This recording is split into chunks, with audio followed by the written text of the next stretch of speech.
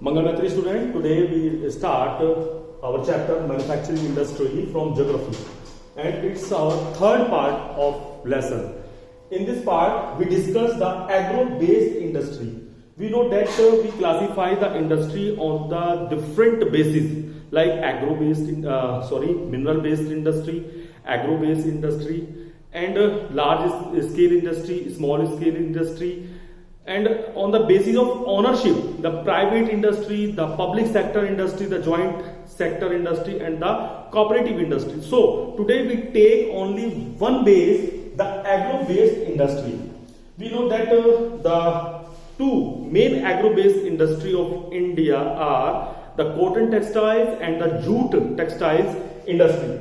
So first we take the cotton textiles industry. It's India's oldest mill established in 1854 in Mumbai. सबसे पहली भारत में जो cotton textiles की मिल लगी थी वो 1854 में मुंबई में लगी थी और ये कावासाकी बजाज ने लगाई थी. आपने नाम सुना होगा बजाज इंडस्ट्री का, उसी के जो मालिक थे उन्होंने सबसे पहले मिल लगाई थी. आप सोचिए, याद करना हो तो हमारा जो फर्स्ट इंडिपेंडेंट वार हुई थी वो भी 1857 में हुई थी. उससे भी 3 साल पहले भारत में कॉटन टेक्सटाइल्स मिल एस्टेब्लिश हो गई थी. यही तो कारण थे कि अंग्रेजों का जो रुझान था भारत की ओर बहुत ज्यादा था, क्योंकि कॉटन टेक्सटाइल्स यानी कॉटन रॉ मटेरियल भी भारत में बहुत ज्यादा अवेलेबल था. यहां हम आज की बात करें तो लगभग भारत में 1600 कॉटन टेक्सटाइल्स मिल्स हैं और सबसे ज्यादा एम्प्लॉयमेंट प्रोवाइड कराने वाला भी सेक्टर कॉटन टेक्सटाइल्स मिल का सेक्टर है. यानी कि सबसे ज्यादा लोग जो रोजगार प्राप्त कर रहे हैं वो कॉटन मिल्स में लगे हुए हैं. फिर हम बात करते हैं जूट की.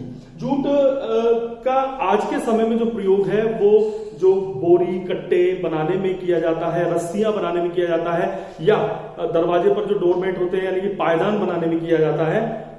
धीरे धीरे इनका जो स्थान है जूट का वो सिंथेटिक ने ले लिया है. आप देखिए घरों में जो पहले चारपाई हुआ करती थी उसके जो बान हुआ करते थे ये सब जूट के हुआ करते थे, लेकिन उसकी जगह किसने ले लिया है?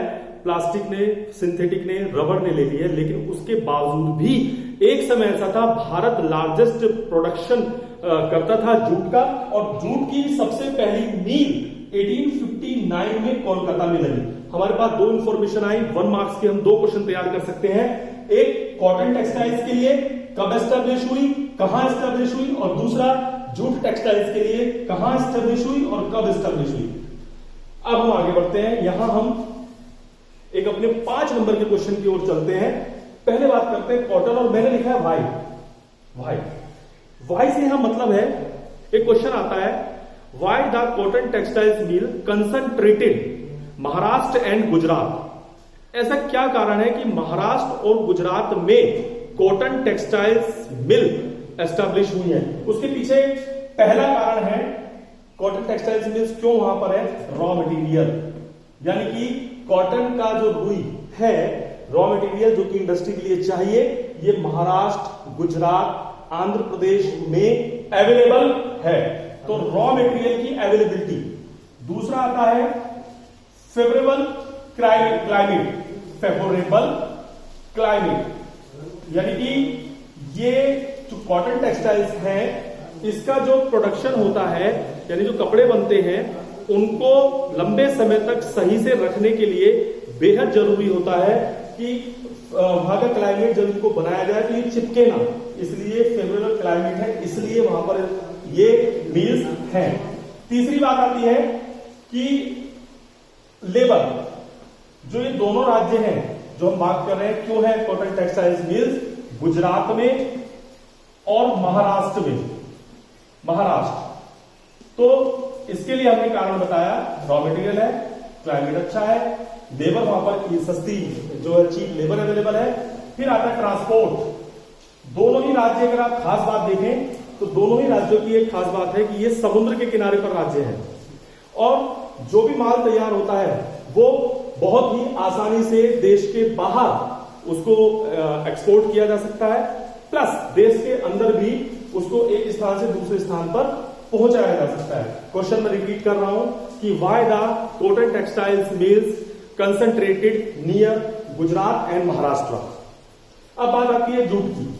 जूट के लिए भी क्वेश्चन पूछा जाता है कि ये एक रिवर है हुगली, हुगली वेस्ट बंगाल में है और हुगली का ही दूसरा नाम है गंगा, जो भारत के उत्तर भारत में बहती हुई चलती है, उसको गंगा कहते हैं और वेस्ट बंगाल में उसका नाम दिया गया है हुगली।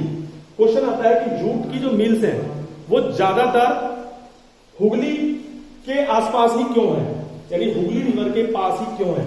तो भाई एक खास बात, सबसे पहली वाटर, वाटर यानी दो तीन चीजों के लिए चाहिए।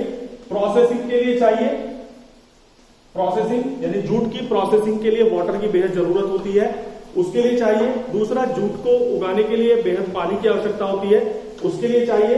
तो वाटर हुगली से अवेलेबल हो जाता है, इसलिए जूट जो मिल है वो हुगली रिवर के पास है। अगला नेक्स्ट आता है मार्केट।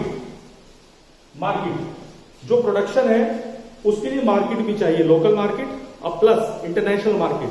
तो जूट को इंटरनेशनल मार्केट में पहुंचाने के लिए कोलकाता जैसा एक बंदरगाह सी पोर्ट है, जिससे आसानी से दूसरे देशों तक जूट प्रोडक्शन को पहुंचाया जा सकता है।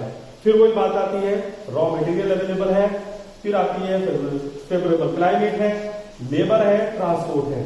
यदि हम इन दोनों को कंपेयर करें कि यदि क्वेश्चन ये आए कि क्यों कॉटन मिल्स गुजरात महाराष्ट्र में है या क्यों जूट मिल्स हुगली रिवर के आसपास है, तो आप पाएंगे कि इन दोनों में बड़ी समानताएं हैं। चार चीजें आपको ध्यान रखनी है। कोई भी मिल हो, कोई भी फैक्ट्री हो, कोई भी यूनिट हो, अगर वो चार चीजें वहां है तब वहीं पर वो एस्टेब्लिश होगी, स्थापित होगी। First, availability of raw material. Second, cheap labour. Third, favourable climate. Fourth, market. और इसमें आप एक और जोड़ सकते हैं, गवर्नमेंट पॉलिसी, क्योंकि कोई भी इंडस्ट्री वहां एस्टेब्लिश होने की कोशिश करेगी जहां पर उसके फेवरेबल गवर्नमेंट की पॉलिसी हो। आज हमने एग्रो बेस्ड इंडस्ट्री में कॉटन और जूट के बारे में जाना। Thank you very much, have a nice day.